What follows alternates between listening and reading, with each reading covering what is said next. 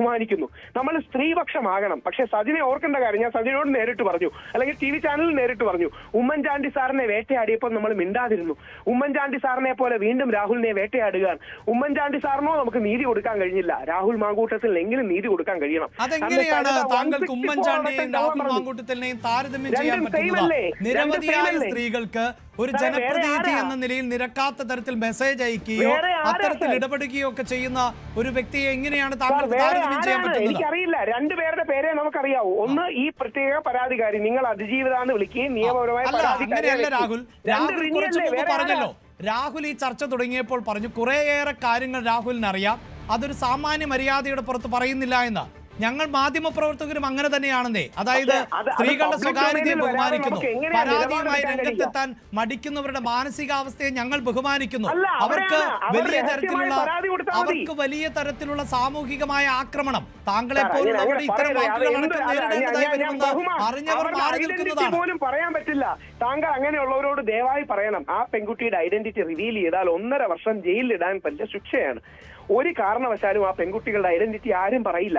മെറിറ്റുള്ള പരാതി ഉണ്ടെങ്കിൽ ദയവായി മുമ്പോട്ട് വന്ന് പരാതി കൊടുക്കാൻ പറയണം. ആ പെൺകുട്ടികൾ ആരെന്ന് നമുക്ക് പറയാൻ പോലും പറ്റില്ല.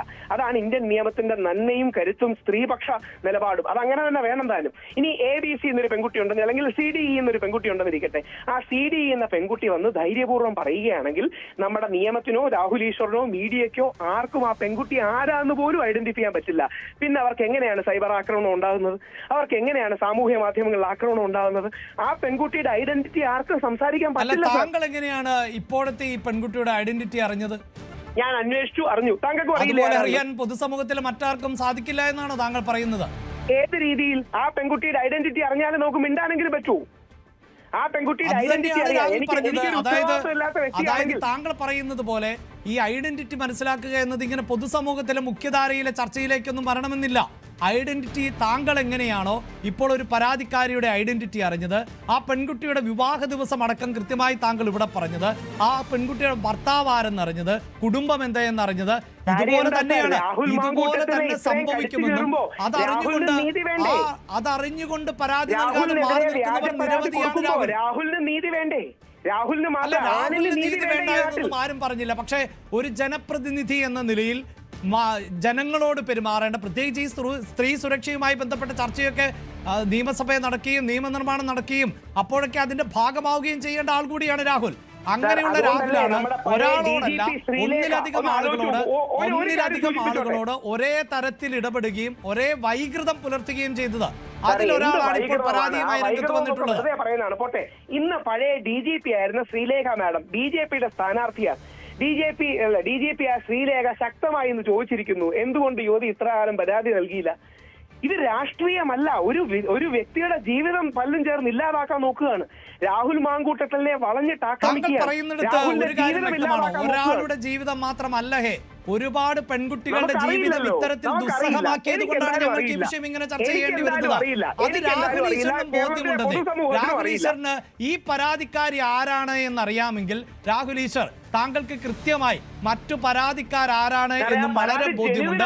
രാഹുൽ മാങ്കൂട്ടം ആരോടൊക്കെയാണ് ഇത്തരത്തിൽ പെരുമാറിയിട്ടുള്ളത് എന്നത് രാഹുൽ ഈശ്വറിനും ബോധ്യമുണ്ട്. താങ്കൾക്കോ എനിക്കോ പരാതി ജെനുവിനാണെന്ന് അറിയാമോ? നമുക്ക് പോലീസ് സംവിധാനങ്ങളുണ്ട് അന്വേഷിക്കാൻ. ആ പെൺകുട്ടികൾ പരാതി കള്ളം പറയുന്നതാണെങ്കിലോ നമുക്കറിയില്ലല്ലോ. അവർ പരാതി കൊടുക്കുക, പോലീസ് അന്വേഷിക്കുക, തെറ്റുകാരനാണെങ്കിൽ ശിക്ഷിക്കുക. ഈ തെറ്റുകാരൻ സാർ, നാളെ താങ്കൾക്കും എനിക്കെതിരെ ഇങ്ങനെ ഒരു ആരോപണം വന്നാൽ നമ്മൾ എന്ത് ചെയ്യും?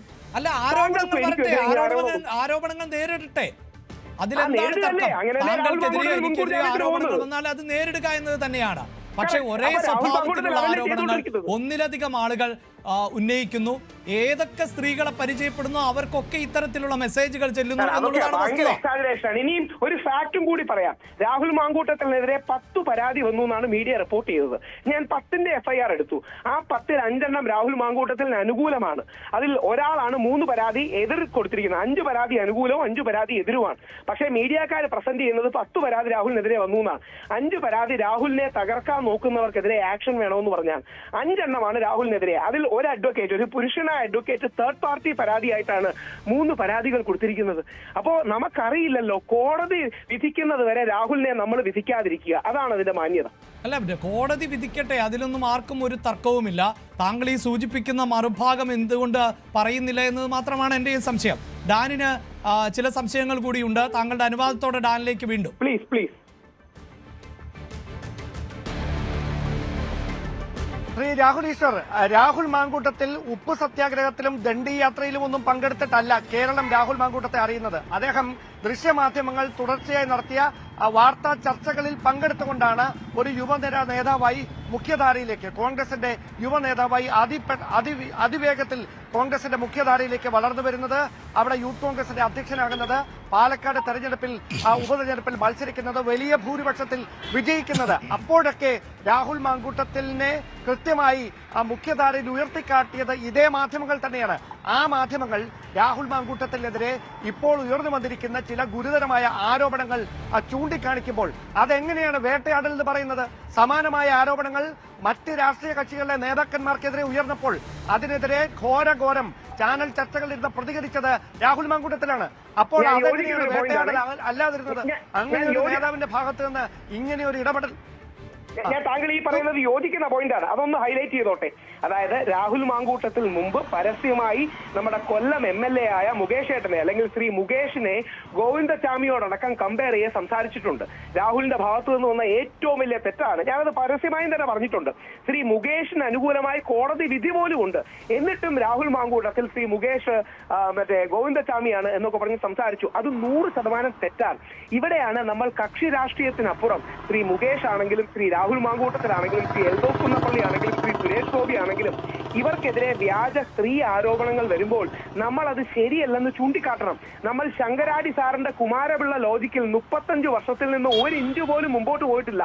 ഷാഫി ബാംഗ്ലൂരിലേക്ക് സ്ത്രീകളെ വിളിക്കുന്നു, ഇതാണ് CPMന്റെ ഔദ്യോഗികമായൊരു മെമ്പർ പറയുന്നത്. എങ്ങനെ അറിയാം ഇയാൾക്ക്? ചുമ്മാ അങ്ങ് പറയുവാണ്. അതായത് മറു പാർട്ടിയിലോ എതിർ പാർട്ടിയിലോ വന്ന സ്റ്റാൻഡേർഡ് ഉള്ളവരെ, നാട്ടുകാർക്ക് ജനസമ്മതിയുള്ളവരെ പെണ്ണ് കേസിലും ഗർഭത്തിലും പെടുത്തി ഇല്ലാതാക്കാമെന്ന് പറയുന്ന കുമാരപിള്ള സാറിന്റെ ശങ്കരാടി ലോജിക് ഉപേക്ഷിക്കാൻ നമ്മൾ തയ്യാറാകണം. ഇനി രാഹുൽ മാങ്കൂട്ടത്തിൽ കുറ്റക്കാരനാണെന്നിരിക്കട്ടെ, കോടതി പ്രഥമ ദൃഷ്ടിയെങ്കിലും കേസ് നിലനിൽക്കും. ശ്രീ രാഹുൽ ഈശ്വർ, ഒരു കാര്യം ശ്രീ രാഹുൽ ഈശ്വർ, ഒരു കാര്യം മാത്രം. താങ്കൾ പറയുന്നതനുസരിച്ചാണെങ്കിൽ കോൺഗ്രസിൽ രാഹുൽ എന്ന ഒരു രക്ഷകൻ മാത്രമേ ഉള്ളൂ. രാഹുൽ മാങ്കൂട്ടത്തിൽ എന്ന ഒരു രക്ഷകനെ ആശ്രയിച്ചാണോ കോൺഗ്രസ് കേരളത്തിൽ പ്രവർത്തിക്കുന്നത്?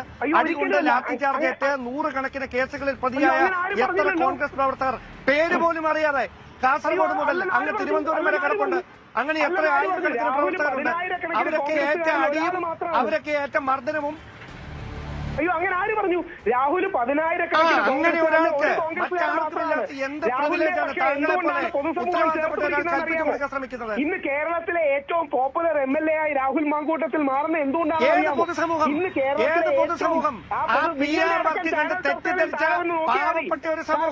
താങ്കളുടെ അടക്കം ചാനൽ ചർച്ചകളുടെ കമന്റുകളിൽ വന്ന് നോക്കിയാൽ മതി, പൊതുജനത്തിന്റെ പൾസ് അറിയാം. എന്തുകൊണ്ട്